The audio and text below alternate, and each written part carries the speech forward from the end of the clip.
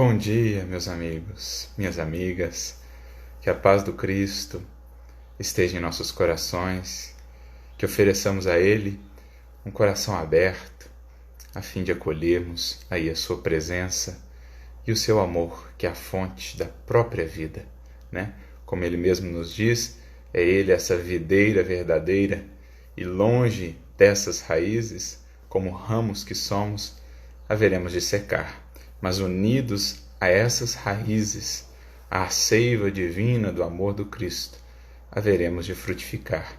Então, um ótimo dia para todos, um bom dia, né? A todos que já estão aqui conosco, a Carol, um querido abraço, querida. Um grande abraço, querida. A Valéria está aqui também, né? A Divina, um grande abraço lá de Patrocínio. A Daniela também, um abraço, querida Maiara. A Patrícia, sempre aí conosco. Né? Quem mais? O Ronaldo também aqui, a Tânia, o pessoal no Instagram, no Facebook, a Estela já está aqui também, o Tavinho, a Solange, um grande abraço, querida, aí nos Estados Unidos, para todo mundo. Enfim, a nossa reflexão de hoje gira em torno do capítulo 18 do livro Migalha e é, em verdade, uma prece.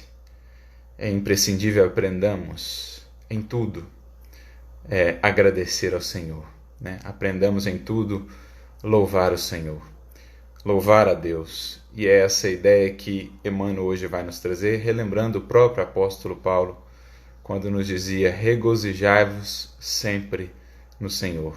Outra vez vos digo, regozijai-vos. Então, aprendermos a estabelecer um tal vínculo com a força divina de gratidão por tudo aquilo que nos acontece, por tudo aquilo que nos visita em termos de experiência, para aprendermos a extrair dessas experiências, nesse clima de abertura, né? Nesse clima de aprendizado, de humildade que a gratidão nos leva a ter, que a gente possa extrair todos os tesouros que as circunstâncias e as experiências nos proporcionam.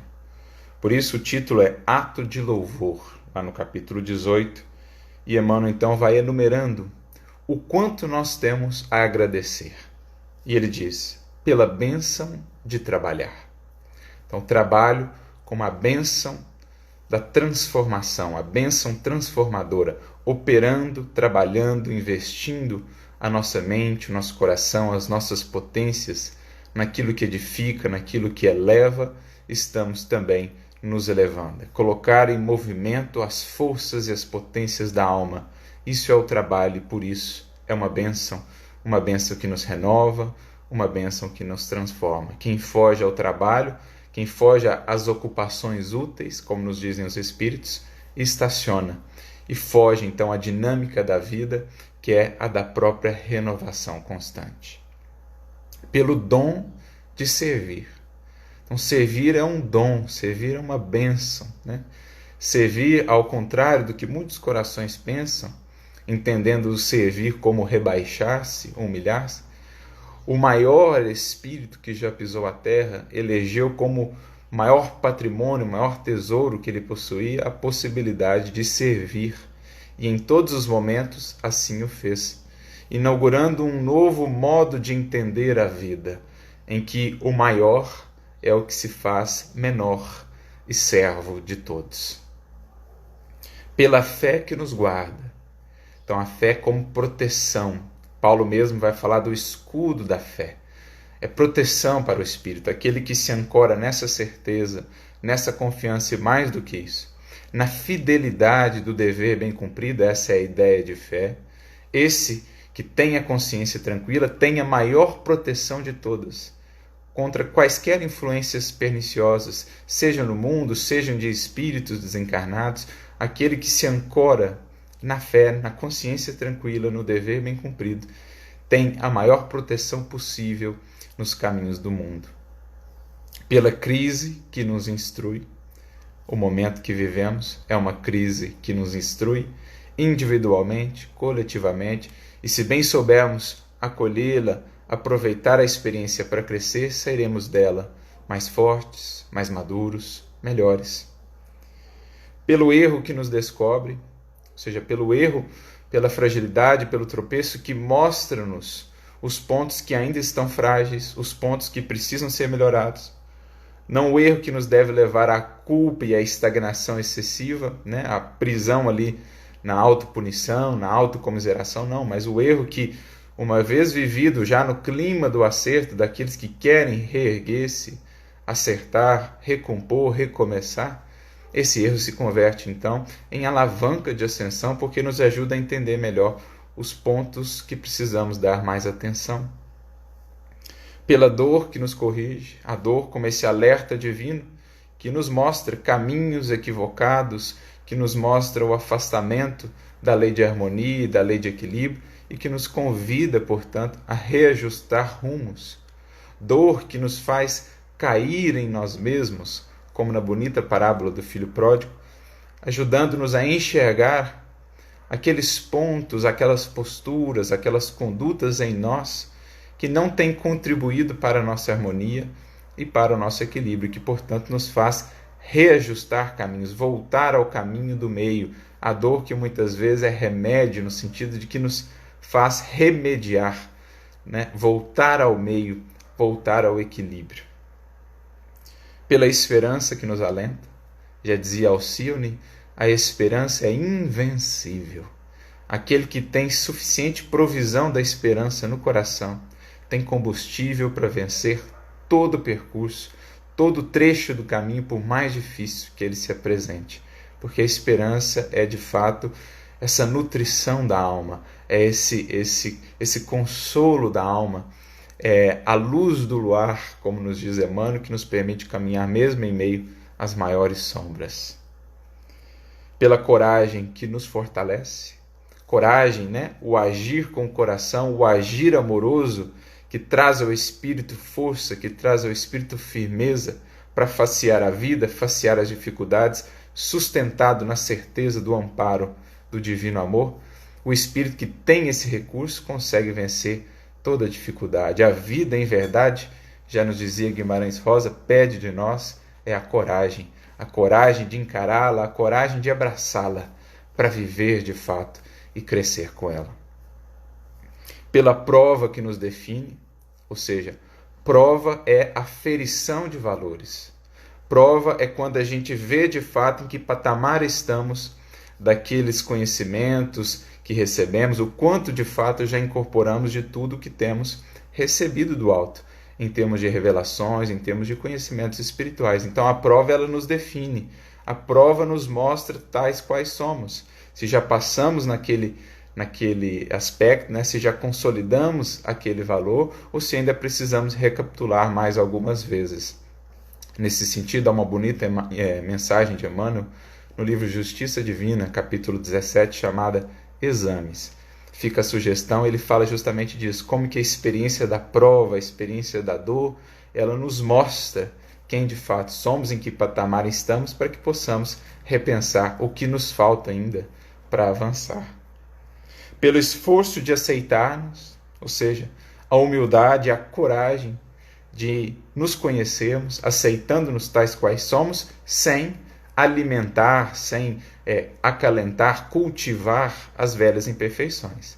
Reconhecer o patamar em que estamos, reconhecer as limitações, as imperfeições, mas com a boa disposição, com a vontade firme de transformá-las. Sem isso, não há, de fato, transformação espiritual. Por isso, a humildade é a base de toda conquista do espírito.